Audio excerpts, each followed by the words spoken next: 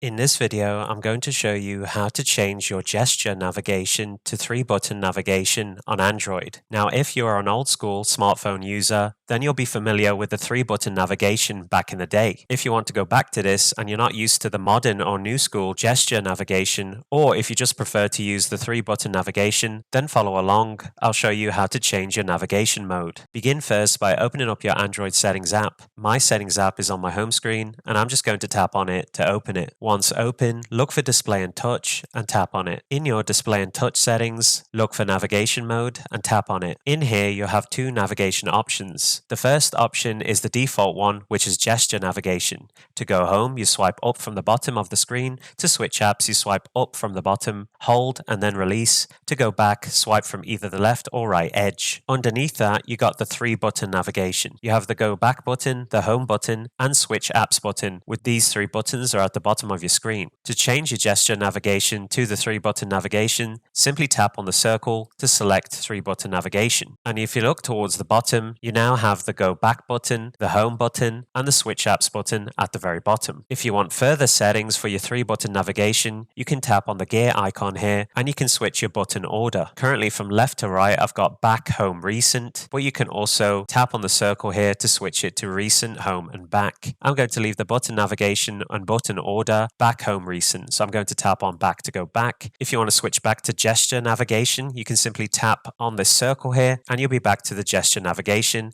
And as you can see, the 3 buttons at the very bottom have disappeared. You can then also tap on the gear icon to adjust your sensitivity, for example, and toggle on Digital Assistant. I'm going to go back as I would like to use the 3-button navigation. 3-button navigation is quite simple. Let's test it. So to go back, just tap on the back button here. And there we go. We've moved back to the previous settings menu, Display and Touch. If you want to see all the apps you currently have open, you tap on the square icon here, tap it again to go back, and then to go to your Android home, tap on the circle button to go back. And that pretty much concludes the video on how to change your gesture navigation to 3-button navigation on Android. If you enjoyed the video, be sure to give it a like, comment down below, and most importantly of all, subscribe to support the channel. I'll see you on the next video. Why is it so